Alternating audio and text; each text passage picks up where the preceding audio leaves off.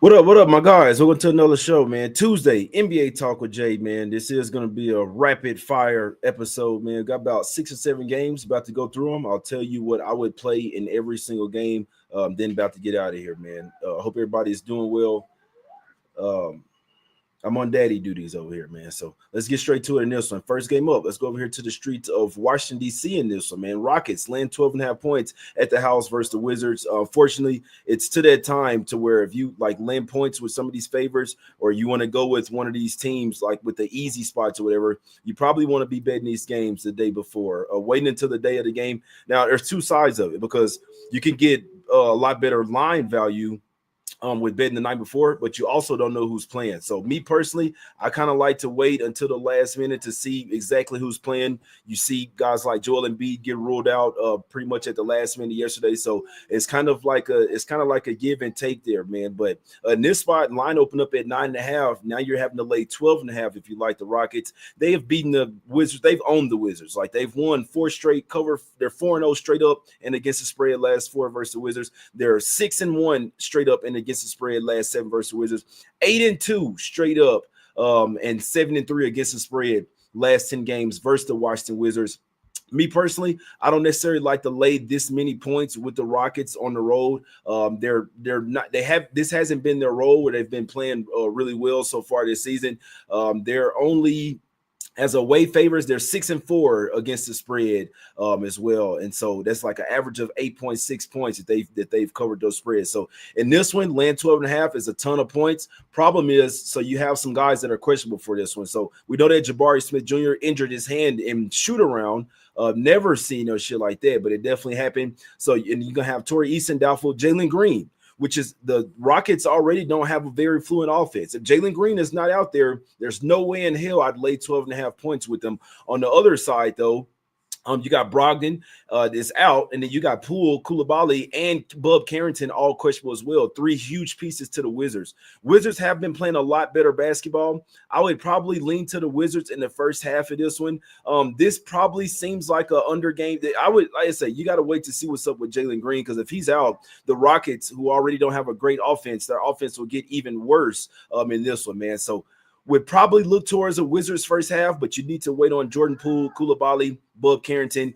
Should be somewhat of an under game, but I mean, prayers up for you if you're trying to bet unders in today's NBA. But the way that the Rockets play, really great defense. Wizards have been playing some better defense as well. And like I said, the Rockets struggle to score sometimes. So wouldn't be surprised if the game went under. I would, if those 3 guys play, Poole, Koulibaly, and Carrington, I would lean towards the Wizards in the first half there, especially with it being the Rockets' first game on the road after 5 straight home games, guys. So definitely a tough game. I probably wouldn't even bet that game if I were you. Let's go over to the streets of Charlotte in this one, man. Hornets getting 4.5 points at the house versus the Suns. Suns finally got a good win versus the Sixers. You could argue that was because that Joel Embiid wasn't out there, though. They have not won back-to-back games in their last 10 games. They're 3-7 straight up and 3-7 against the spread in their last 10 games. Have not covered back-to-back or won back-to-back. So for whatever reason, Suns don't put together great games back-to-back, in my opinion, man. You look at the Hornets. This team has been ass, man. Way worse than I expected them to be. They've lost 10 straight games, probably even more than that. I'm just looking at last 10 games, but they've literally been all over the place. They did cover versus the Cavs on Sunday. You'll have a huge looks like LaMelo and Brendan Miller did come back in their last game. Probably got a chance to knock the rust off in that one. And like I say, in this one, you do still have Royce O'Neal out for this one.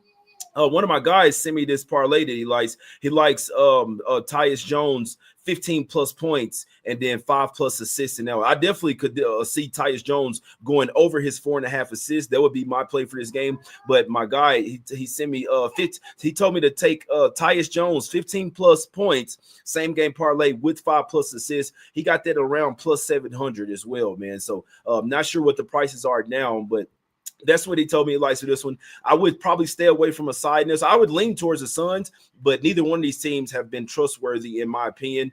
I would take Tyus Jones over his 4.5 assists in this game. No play for me on the side.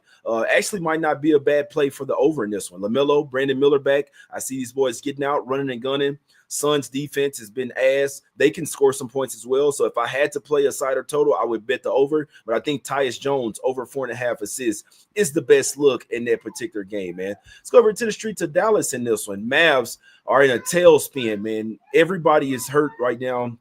Come on, baby. Just 1 second, okay? Just 1 second. Okay. They've lost 5 straight games, 0-5 against the spread. They had a double-digit lead versus the Grizzlies. It doesn't matter. They don't have the horses to keep up with everybody right now, man. So as much as it pains me to say, I'd actually have to lean to the Lakers in this one. Lakers been playing some really great basketball. They've won 7 of their last 9 games. They're 8-1 against the spread in their last 9 games. Also, Austin Reeves has been going bonkers, guys. If you've been watching, he's been getting those assists pretty much every single game. Like he's the point guard for the Lakers. He's the guy that's making the offense run. I'd take a hard look at Austin Reeves over his assists. And like I say, the Mavs, they can't score right now. Obviously, I mean, without Luka, without Kyrie, it makes perfect sense. Then Gafford went down yesterday as well. So you probably want to look at Lively rebounds. Probably points and rebounds. Lively is going to have to be the guy for the Mavs tonight. Wouldn't be surprised if they went under their team total.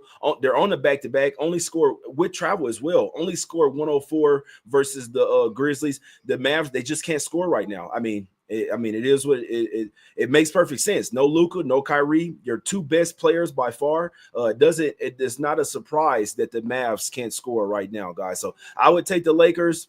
I would take Lively over his rebounds in that game. Let's go over to the streets of New Orleans. Don't have much in this one. Not going to lie to you. Don't want to mess with either one of these teams. Zion is questionable. DeJounte Murray is questionable as well. So definitely got to see what's going on with that. We know that the Wolves are the better team. They did get a big win, comeback win. They were down 19 versus the Clippers, came all the way back to win that game. Still didn't cover the spread, but they were able to cover on the money line in that one. They do have a back-to-back spot in this one. 3rd game in 4 nights, back-to-back, and it's with travel as well. But do we think that the Pelicans are back after winning both games versus the Wizards? I'm not necessarily sure, in my opinion. You know what I'm saying? 2 games that they're supposed to win. Now they're back at the house. We'll see if Zion plays. Obviously, he'll be super rusty if he plays. I don't really have a good look for that game. I know it's Wolves or nothing for me, but like I said, if Zion came back, it could change some things. Wolves switched up their lineup. DiVincenzo went into the starting lineup, and she's giving me problems over here, man. But we're going to power through this show here. A few more games here, man. Let's go over here to the streets of Utah in this one, man. I like the Hawks in this particular spot. The Jazz have played really well versus the Hawks. They've won 7 of their last 9 matchups versus the Hawks. These are 2 totally different teams. You have Quinn Snyder used to coach for the Jazz over there as well. I'm sure he's going to want to come back to Utah in this one. And try to get the win.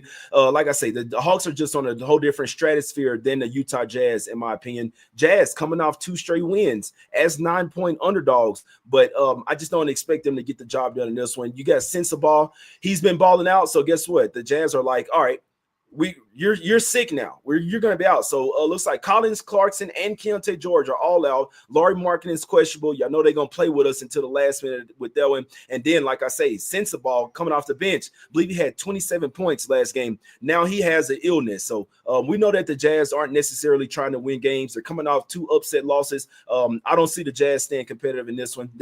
They've played a lot better on the road. They played 8 of their last 10 games on the road as well. This team is 2-12 straight up at the house. For whatever reason, everything is flipped. Last year, they played really well at the house. We're trash on the road. This year, they're ass at the house. They're Utah ass, man. So you got to look at Trae Young's assists. Over 11.5 assists is a really great look. I mean, sometimes he'll have 10 assists before halftime. You see what I'm saying? The Jazz do not have a great defense. I think that Trae Young goes over his 11.5 assists in this one. I think the Hawks cover the -6 in this one. And this is a huge step down in competition. They just faced the Nuggets, the Lakers, and the Clippers. All 3 losses, all 3 by double digits. Now you're going up against the Jazz. You got to get this win. This is probably going to be your only other win on this road trip, in my opinion. I think And I know Jalen Johnson is out, and it's always hard to bet the Hawks without him. But I still think that they have too many guys going up against a G League squad like the Jazz. Jazz can be scrappy, but I still expect the Hawks to get the job done. Also, my guy hit me up as well. He's like he likes the Hawks